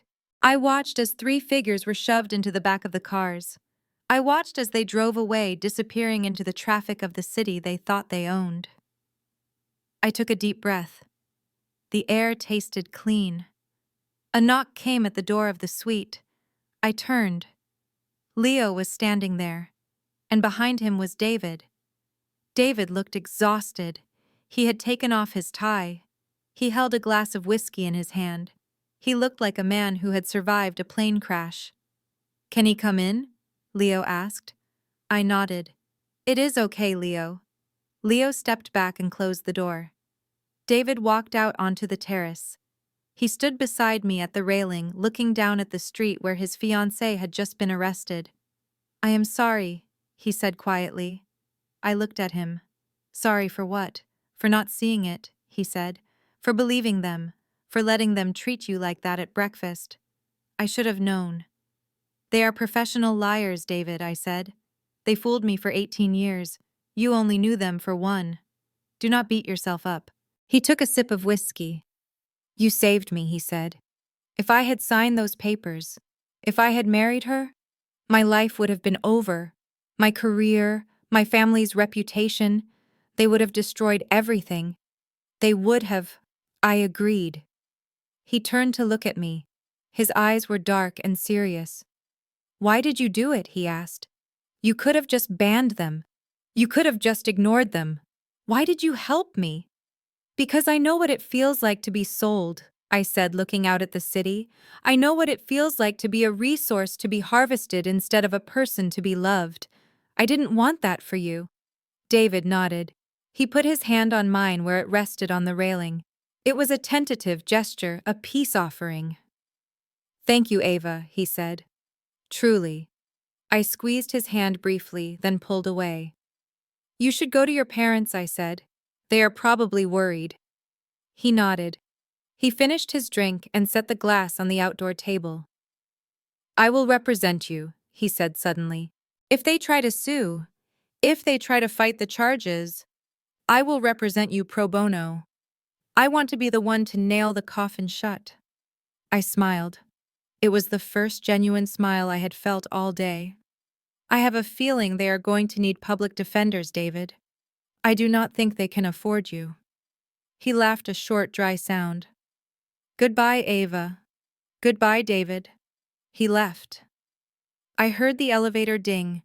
I was alone. I walked back into the suite. I picked up the phone on the desk. I dialed the front desk manager. "This is Ms. Sinclair," I said. "Yes, Ms. Sinclair. How can we help you?" "I want you to update the company-wide security protocols." I said, my voice steady and final. "I want 3 names added to the permanent blacklist. Not just for this hotel, for every property in the Zenith Collection, New York, London, Tokyo, Dubai, everywhere." "Yes, ma'am." The names: Richard Wellington, Cynthia Wellington, and Chloe Wellington. I paused. If they try to book a room, if they try to make a dinner reservation, if they even step foot on the sidewalk in front of our buildings, security is to remove them immediately, no questions asked, no polite warnings. They are persona non grata. Do you understand? "Understood, Ms. Sinclair. It is done." I hung up the phone. I looked around the suite. It was messy, it was tainted, but it was mine. I walked over to the bar and poured the rest of the Louis XIII down the sink. I didn't want to drink what my father had touched. Then I went to the closet. I picked up the sapphire necklace from where the police had left it on the vanity evidence tagged and photographed, but returned to its owner. I held it up to the light. It was cold and heavy and beautiful. I put it back in the safe and locked it. I walked back to the window. The city was still moving, still breathing below me. I was 29 years old. I was alone, and I was the queen of the sky. My parents had banned me from their imaginary kingdom, so I had banished them from my real one. I took a sip of water. It was finished. The officers moved with the swift professional indifference of men who had seen it all. My father Richard was still sputtering, trying to leverage a net worth he did not have, invoking the names of politicians who would not take his calls. My mother Cynthia was weeping loudly, the mascara running down her face in jagged black lines, ruining the silk of the stolen dress. "You cannot do this," she wailed as the officer tightened the cuffs. "It was just a misunderstanding. I was going to put it back. I am a woman of status." The lead detective, a man with eyes like flint, stepped forward. He held up an evidence bag containing the sapphire necklace he had just retrieved. It glittered under the ballroom lights, cold and indifferent to her tears. "Ma'am," he said, his voice cutting through her hysterics, "you are being charged with grand larceny in the 1st degree. This is not just costume jewelry. We have confirmed with the insurer that this piece is a registered antique valued at over $1 million. The number hit the room like a physical shockwave. $1 million. My mother stopped crying instantly. Her mouth fell open. She looked at the necklace in the bag, then at me. For the first time, she realized the magnitude of the trap she had walked into. She hadn't just stolen a necklace. She had stolen a felony sentence. 1 million, she whispered, the blood draining from her face. "That is 25 years, Richard." My father gasped, his arrogance finally completely extinguished by the cold math of the penal code. "Take them away," the detective ordered. I did not stay to watch them get shoved into the squad cars. I had seen enough. I turned and walked off the stage, signaling Leo to handle the crowd. I took the private elevator straight up to the presidential suite. I walked out onto the terrace. The wind was whipping around the skyscrapers of Manhattan, carrying the sounds of the city below. I leaned over the stone railing, looking down at the street 40 floors below. It looked like a toy set from up here. I saw the flashing red and blue lights of the police cruisers. I saw 3 tiny figures being guided into the back seats. My father, my mother, and Chloe, who was being helped into an ambulance in police custody, her spirit as broken as her reputation. I watched the cars pull away, merging into the river of traffic, disappearing into the night. They were gone. The monsters under my bed were finally gone. I heard the door open behind me. I didn't turn. I knew who it was. David walked out onto the terrace. He had removed his tuxedo jacket and loosened his tie. He looked exhausted, like a soldier who had just survived a shelling. He came and stood beside me, gripping the railing, his eyes fixed on the empty street where his fiancée had just been taken away. For a long time we didn't speak. We just let the cold air wash over us, cleansing the stench of betrayal. Then David turned to me. He bowed his head slightly, a gesture of profound humility. "Thank you," he said, his voice rough. I looked at him. "You do not have to thank me, David. I did what I had to do." "No," he insisted, looking up, his eyes fierce. "You don't understand. If you hadn't walked onto that stage, if you hadn't shown me that video, I would have married her. I would have signed those loans. I would have woken up 5 years from now bankrupt and broken, married to a woman who hated me for the color of my skin." He shuddered, taking a deep breath. "You saved me from a life of hell, Ava. You gave me my life back." I nodded, accepting his gratitude. I saw the pain in his eyes, but underneath it I saw relief. He was wounded, but he was free. "Go home, David," I said gently. "Go to your parents. They are waiting for you downstairs. Start over. Find someone who loves you for you, not for what you can give them." He smiled, a sad, tired smile. "I think I will stay single for a while," he said. He reached out and squeezed my hand. It was a touch of solidarity, of shared survival. Then he turned and walked back into the suite, leaving me alone in my kingdom. I went back inside. The suite was quiet now. The evidence of their looting was still scattered around, but it didn't bother me anymore. It was just stuff. I walked to the desk in the study. I sat down in the leather chair, the seat of power they had tried to usurp. I pulled a tablet from the drawer and logged into the Zenith Global Management System. I navigated to the security protocols. I opened the guest blacklist. This was the list of people banned from our properties worldwide. It was usually reserved for violent criminals or notorious fraudsters. I typed in 3 names: Richard Wellington, Cynthia Wellington, Chloe Wellington. Under reason for ban, I typed simply, thefts, fraud, and abuse against the owner. I selected the duration. There were options for 1 year, 5 years, and 10 years. I scrolled past them all and selected permanent. I hit enter. A message flashed on the screen. Update successful. Propagating to London, Paris, Tokyo, Dubai. It was done. They were erased. They would never set foot in my world again. I stood up and walked to the private elevator. I swiped my thumbprint. The doors slid open. I stepped inside and pressed the button for the roof. As the elevator rose, lifting me higher above the city, I felt a lightness I had never known. The girl who was abandoned at the airport was gone. The girl who begged for approval was gone. The doors opened to the night sky. I stepped out onto the roof deck, the wind tearing at my clothes. I looked out at the lights of New York City, millions of them shining in the darkness. I was Ava Sinclair. I was the CEO. And I was finally free.